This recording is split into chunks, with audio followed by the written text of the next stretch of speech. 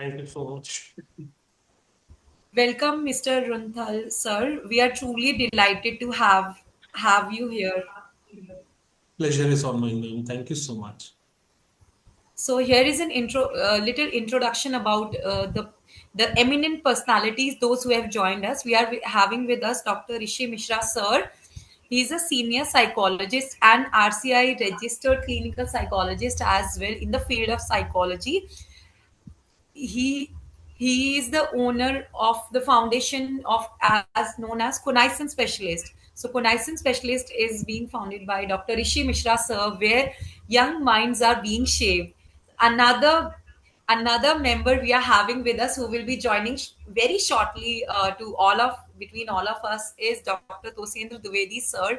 He's a very leading personality in the field of psychology. So, sir will be very shortly joining us. So, here we are beginning with our podcast session.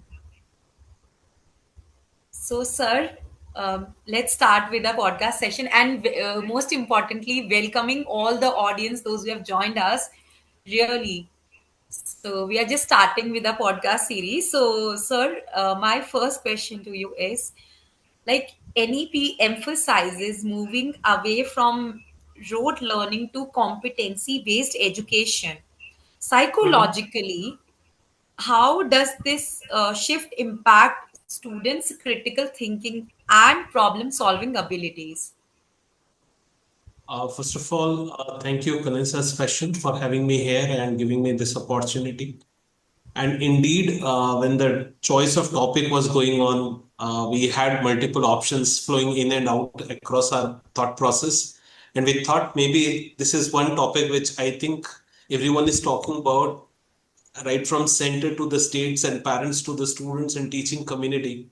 So from my perspective, because NEP is something very particular, because every school, every stakeholder looks NEP from his or her own perspective.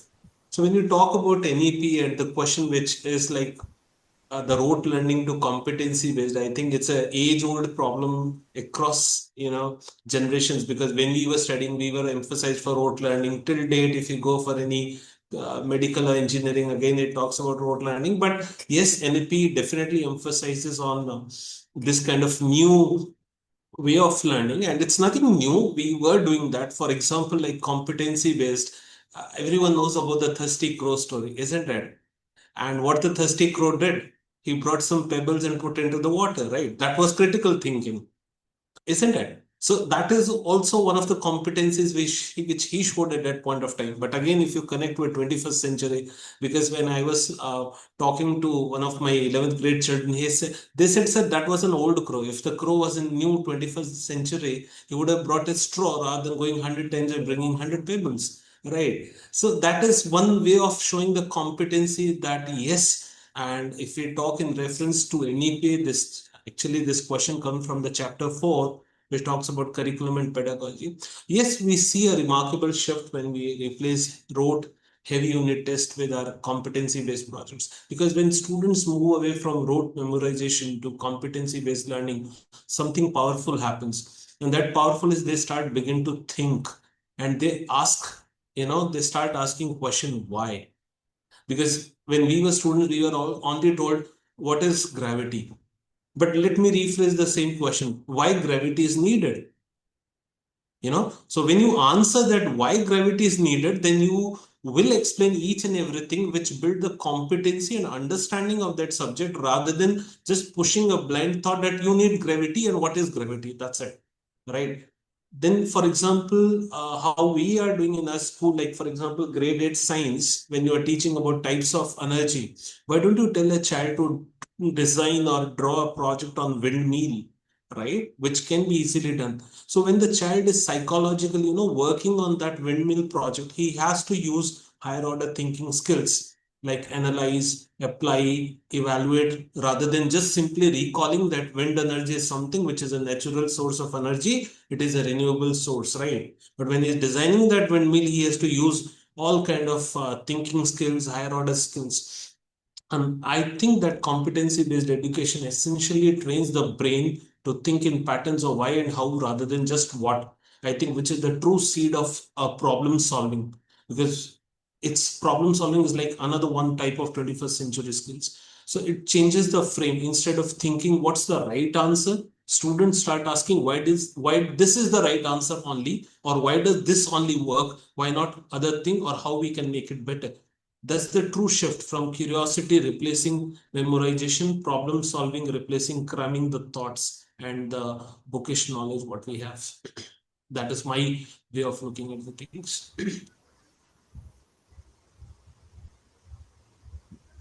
Well, so it's like moving from memorizing recipes to actually learning how to cook. Students finally get to taste the joy of real thinking. You're right. Sir, now we are proceeding with the second question. So, my second question to you is, how can teacher training programs integrate psychological insights like motivation, attention, and learning styles to make curriculum innovation more effective? Beautiful question. And when you think of education or pedagogy, it as a principal, I think I'm the bridge between the teacher and the students. Students are the learners, teachers are the one who are learning facilitators. Now, when you think of standardizing or improving your children learning process, you need to equally work on the teachers learning process as well. Somehow my teachers or the teachers which I see across the length and breadth at times, the teachers have stopped learning. They assume or presume that what they have learned in their degree programs is far more enough. And now when the COVID came, though we were in a very disturbing state of our life, but still one thing good happened, that we learned new technologies. And I think Zoom is one of the best things which we learned, because prior to COVID, even I wasn't aware of that something like Zoom exists. So this is just one example. Now, when you talk about teachers, the teachers need to understand that the world is shifting. There are things which are changing place, right? So now when we train teachers, we emphasize that the child's attention span, motivation, and learning styles are not the side aspects, they are central, right? Like for example, when I was a student, the entire teaching was teacher centric. Now it's student centric or child centric. So actually that teacher has to also change the mindset. For example, one of my trainings involved teachers observing how students reacted to the same math concept taught visually, through a story, and through hands-on activity. For example, a social teacher teaching Egyptian pyramids can connect with the equilateral triangle in physics also, or math also, right? Which you say interdisciplinary learning. But for that, both the math and the social teacher has to come together and collaborate, right? And that is what, so the takeaway is that it boosts the attention and motivation span of the students. Psychologically, when a child feels that this method fits me, because we have four types of learners: visual, auditory, read, write, and kinesthetic. But suppose if you're teaching math only on the board, then probably read write learners can get something, or maybe spatial learning can happen. But what about the experiential learning? What about the hands-on learning? What about the kinesthetic learners, right? They need to do something hands-on. And now we say that schools are supposed to have math lab, but how many schools in the country have actually a math lab which is fully functioning and fully equipped, right? So yes, can we use some digital tools and technology, which again is a very important thing which NFP emphasizes. So when we coach teachers to design lesson plans with multiple entry points like storytelling, visuals, peer discussion, because innovation in curriculum is meaningless until it meets the psychology of the children, how they actually can learn or could learn. The teacher, when we think of a lesson plan, the lesson plan objective is teacher centric. But most of the teachers, most of the times, cannot reach those objectives at the end of the period, because the outcome is child centric. So there is always a deviation between the teacher's learning plan, the objectives of the lesson plan, and the outcomes of the lesson plan, right? So they have to come together. And for that, yes, we need to equip our teachers with better, standards, better technology, better training modules like that. And the teacher should work actually on the grassroots level. And grassroots level means at the level of the child. Maybe I'm a PhD holder, but if I'm standing in ninth grade and I cannot come down to the level of my child, then I think PhD is just a degree on a paper. It doesn't make much difference to my child, right? So for that, I need to do some workshops. I need to discuss with my teachers, plan multiple activities, and when they are doing some kind of lesson planning, post training, they should make sure that all type of learners is, the lesson plan delivers or service every kind of learners in their class beyond the regular teaching method, and the child should feel, yes, this method fits me, or the learning become joyful for them. And that is only possible when the teacher aligns the teaching strategies to make sure that every child is learning in every corner of the classroom.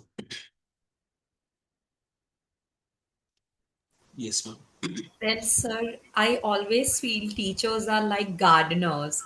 If they know the soil and the seed well, the flowers will bloom beautifully. I'm eager to know how psychology can be that guiding compass for them, sir. So, sir, now we are proceeding with another next question. So, my next question is with NEPs focus on experiential and activity-based learning. How does this approach supports children's cognitive and socio-emotional development? That is a much needed question. And I think I can recall myself with an example of my grade 5 social studies class. When you think of reading about community helpers, why don't you take your students to the sanitation workers or the IMAs in your school, right? And later ask them to share their reflections. Cognitively, when they connect theory to reality, deep learning, social emotionally, they develop empathy and respect for each other, the values which are much needed and which is the true purpose of our education, that we need to raise our children for the developed society. We don't need numbers, we don't need marks. That is one aspect of our life, but we need us a responsible citizen for the society. And when an activity-based learning allows children to engage with all senses, making concepts concrete in their mind, but equally important, it builds collaboration, patience, and humility also. When children learn with their hands and hearts, not just their heads, they grow into balanced individuals, right? For example, when you think of Japanese education, or we see some kind of videos where children are cleaning their own kitchen, their utensils, and all that.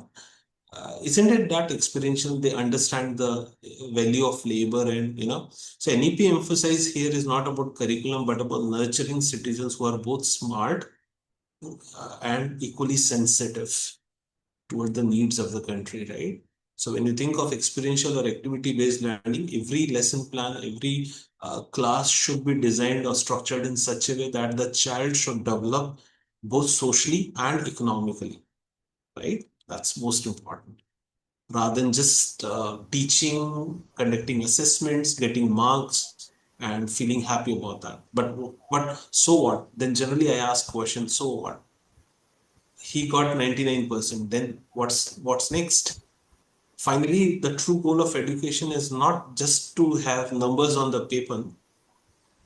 It's about the overall development of the child in terms of psychology, socially, emotionally, financially, and all that. And NEP really work in that dimension to an extent. But yes, equally we need to train our teachers in that aspect also.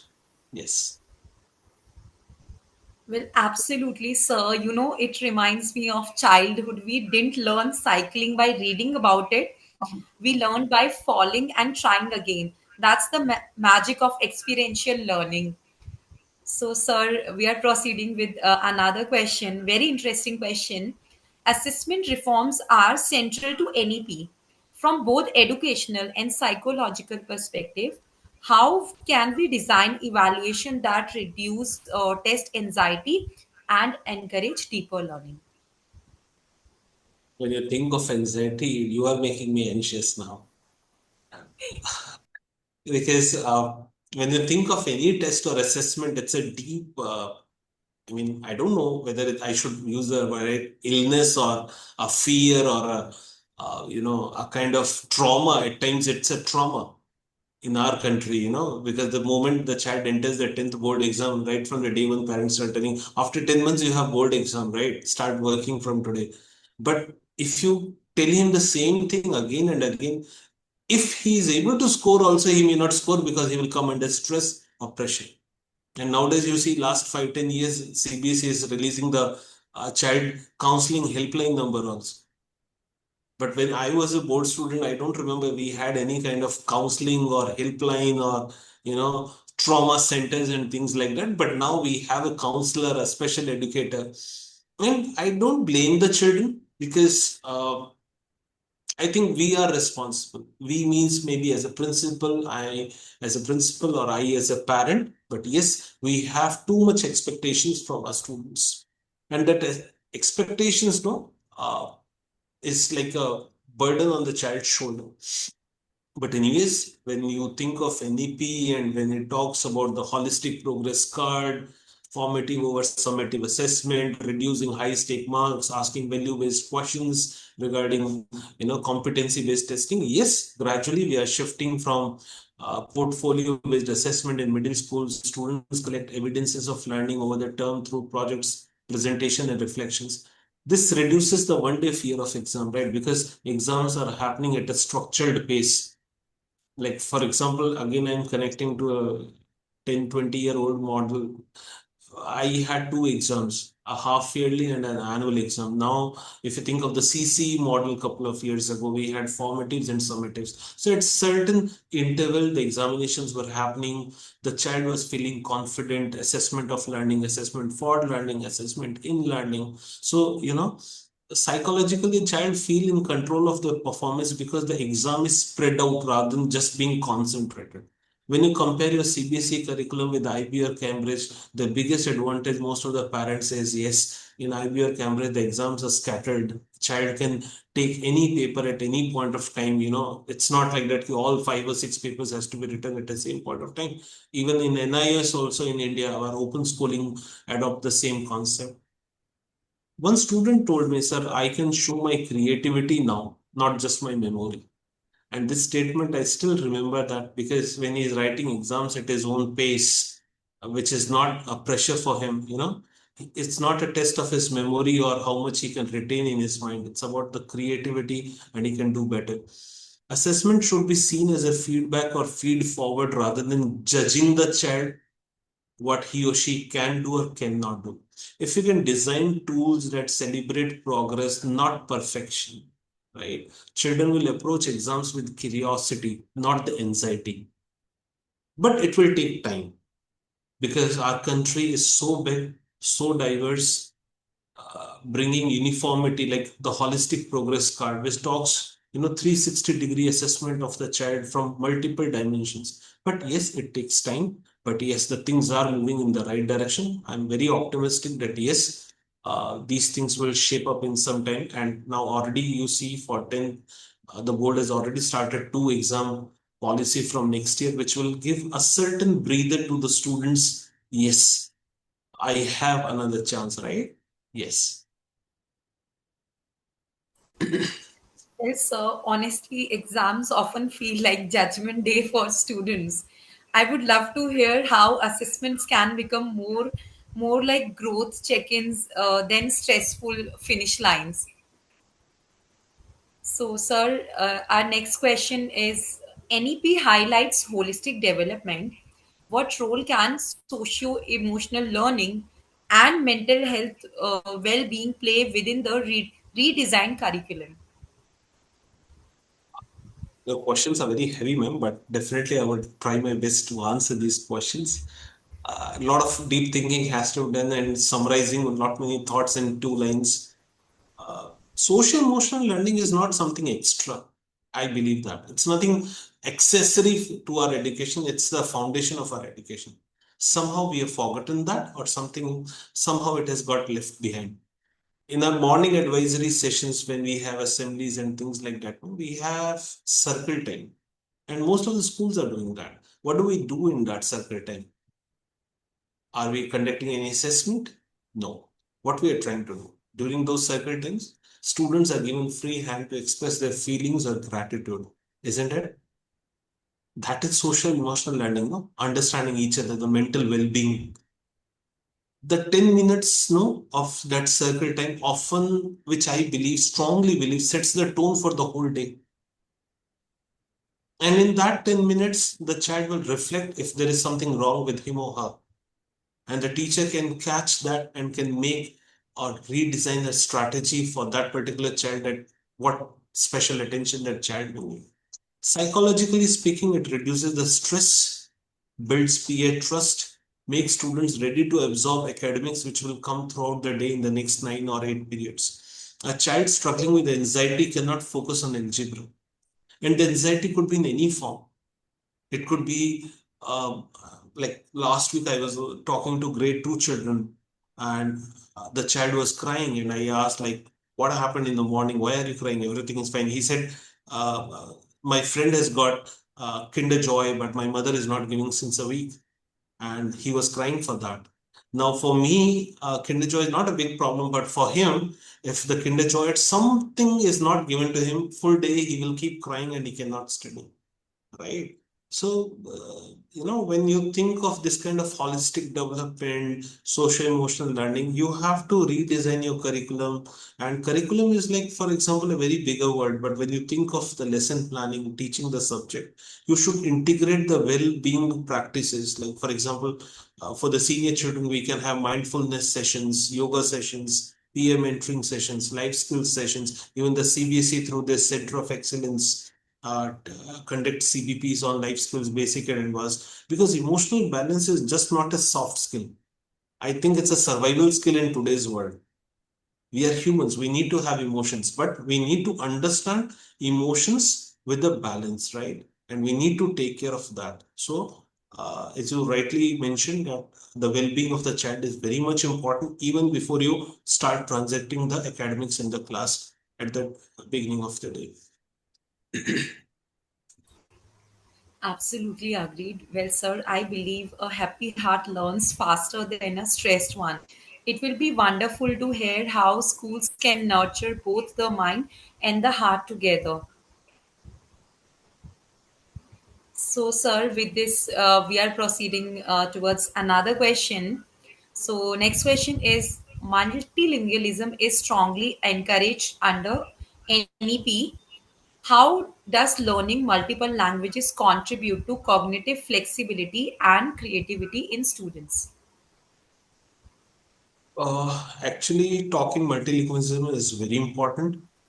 It's much needed. Already in the country, we have two languages by default: English for our bread and butter, and our regional language or our local language, which is connected to our hearts. But when you think from the perspective of NEP, we have a three language theory given by NEP. When I'm sitting in Tamil Nadu, the new state education policy has come up. It talks about two languages only: the Tamil, the local language, and English being the international language. But how we can do that in a school for our students? What we have done now, we have started language clubs long ago, a couple of years ago, like maybe from pre-COVID, we had language clubs where students present skits, extempos, dramas, plays, all sort of speech competitions, both in all three languages: Tamil, Hindi, and English. What we found was not just a linguistic skill, but a creative fluency when the children started blending expressions across languages, using metaphors more freely. Research also shows that multilingual learners can, learn faster and they can switch the context faster. I've seen this firsthand when a trilingual student could explain a science concept in English, give an analogy in Hindi, and make a joke about it in Tamil. Right? It's so funny to hear, and all in the same discussion. This is cognitive flexibility in action. Language, I think the strong hand in language does not open the door just to communication, but to creative problem solving, critical thinking, and lot many areas, right? And sometimes when we show, the language fluency and all that, we show the video of our Prime Minister Modi also, and we generally tell the students, see how Modi is speaking. Around 10 words he speak and then pause for 5 or 7 seconds. And that is one communicative skill which you can probably also get, because some children, when they start talking, uh, they talk either very fast, their rate of speech is very fast, or either it's very slow. So to balance that, that is just one. And cognitive benefits are also there. Mother tongue instruction is also there. So yes, because if I'm teaching some concept in physics and the child comes from a rural background, sometimes the technical aspects he cannot understand. But if I translate in Tamil or Hindi, he can probably connect to. But yes, this convenience comes at a price. Every convenience comes at a cost. So over a period of time, we have to make sure that the children should understand the same topic in English also, because the final examinations he has to write in English. But yes, for a certain duration, at certain intervals, for a number of times, you can translate your syllabus in multiple languages, which give the child a confidence. Yes, I can do it. The most important thing is, because if like the children who come from rural background or matriculation schools and they see only English, then even they have the competency, they cannot produce or they cannot deliver, and then they feel anxious that I'm not good for nothing, or I cannot survive, or things like that. But to inclusivity kind of that, or to bring them in the mainstream of academics, yes, you have to be multilingual. But yes, my word of caution for all my teachers in my meetings is that when you are multilingual, you have to be very careful how deep, how wide, and how to what extent, because the child has to attempt the paper in English, not in Hindi or Tamil or any other language. But yes, being multilingual, it helps a lot for the students and teachers. Well, sir, absolutely agreed. I believe it's fascinating. Speaking different languages is almost like having multiple lenses to view the world. So let's take a short and quick Kit Kat break of 5 minutes. We'll be joining again with another part two, part second series. So please don't go, everyone, anywhere. Just taking a little break. So we'll Okay. be right back just after 5 minutes. Please do rejoin everyone. It's a humble request because it's really an insightful session, and we really won't don't want anyone to miss out this insightful session. So please, requesting you, please do rejoin.